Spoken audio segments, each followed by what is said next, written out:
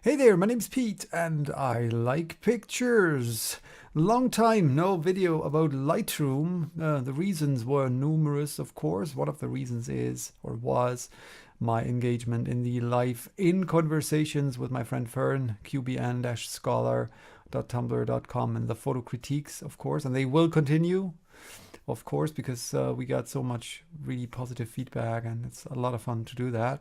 But there will, and that is another reason, also be a frequent video series about photography on this YouTube channel and of course also on my blog, which is, as you know, twoom.tumblr.com, twoom.tumblr.com. And there will be a podcast because I had so many messages in the last 2 years and especially also in the last weeks about people asking me, can you do something like that as an audio podcast? Because it's easier to listen to stuff than always having to look at the monitor as well. And I know that many people listen to podcasts on their way to work or when jogging or whatever. So yes, I can promise there will be a podcast soon. I don't know exactly when, but well, expect something in the next, I'd say, 2 or 3 months. And I have a lot of topics, but enough rambling. In this video, it's about sizing. It's about photo exporting from Lightroom and also about Tumblr specifics. So yeah, enough rambling. Let's start.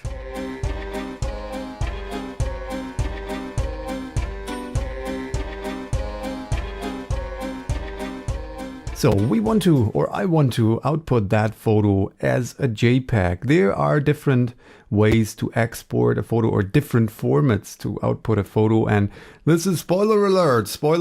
There will be a video soon about the different compressions and the different formats for photography.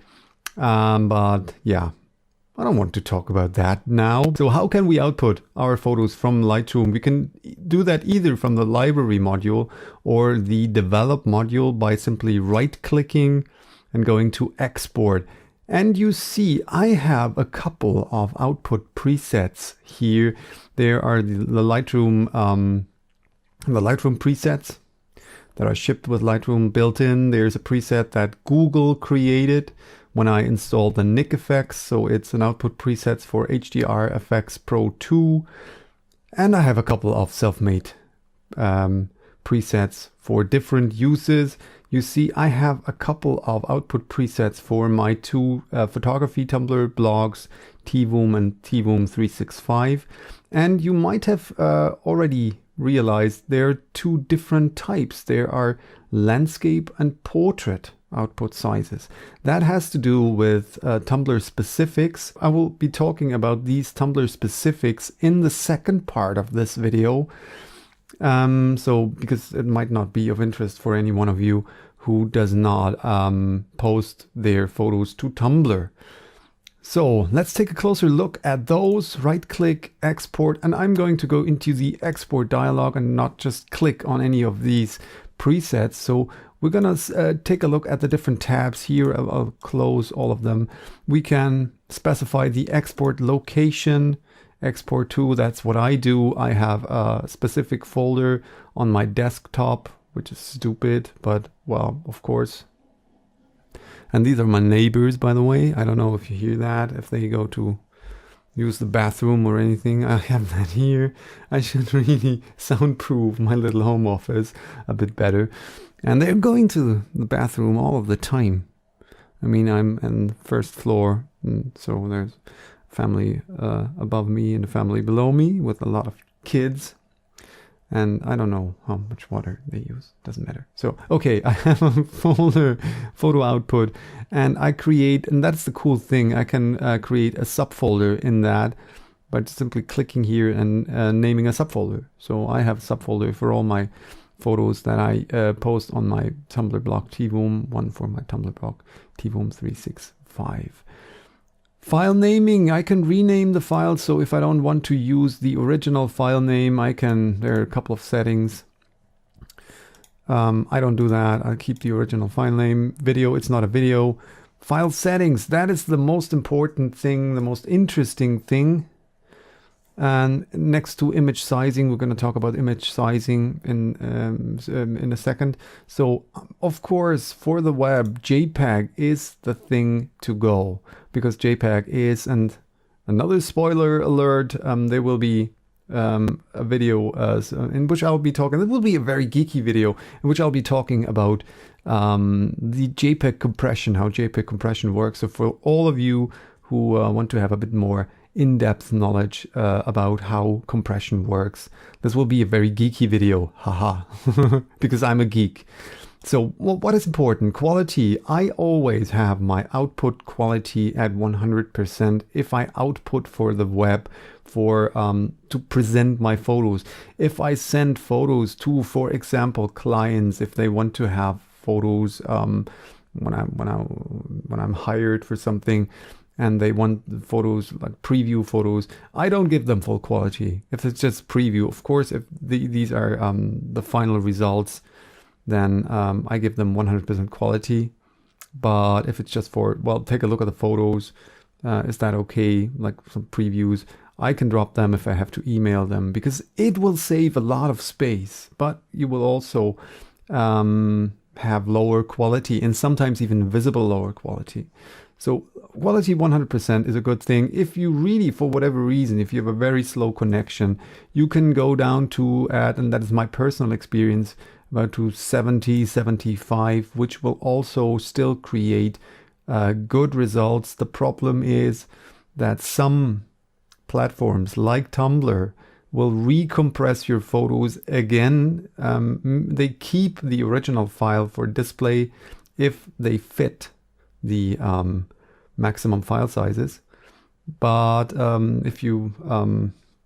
but for preview purposes on the app or dashboard view, if your photos are bigger than the dashboard view size, they will recompress it again. So better feed, especially Tumblr, with best possible quality. Color space, keep sRGB, because that is the way to go on the web. Everything else doesn't make sense. Adobe RGB, you cannot display Adobe RGB. ProPhoto RGB, you cannot display ProPhoto RGB.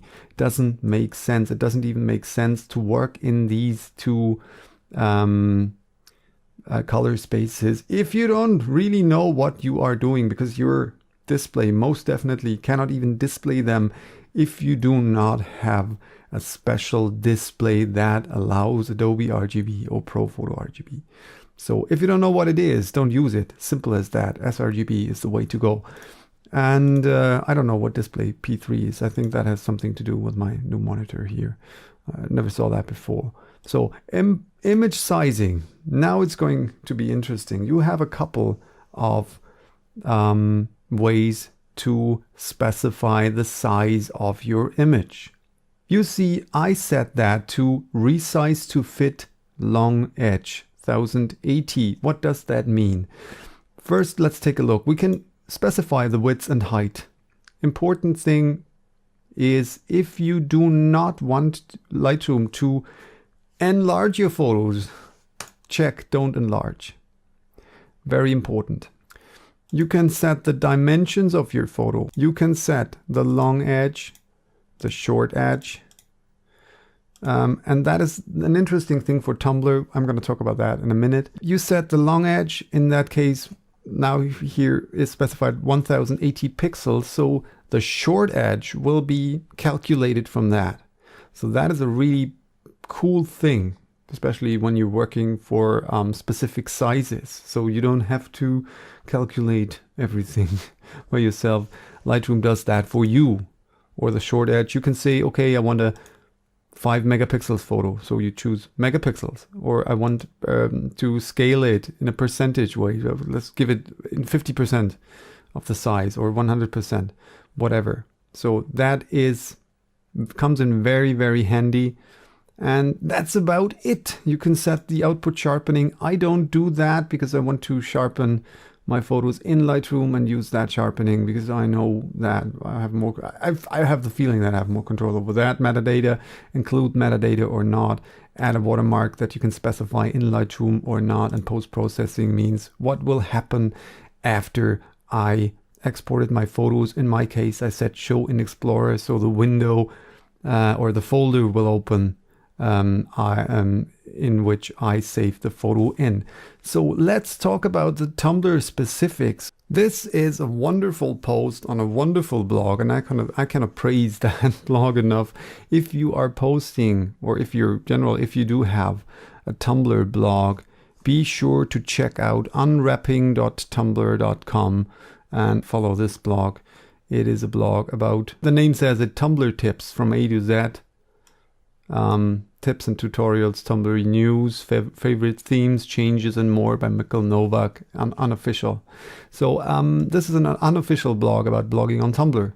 And you will find the link to that post in the description of this post. And you see, or we see here, the Tumblr dash image size is 540 pixels wide and 810 pixels high. So if your photos fit that size, they will look good.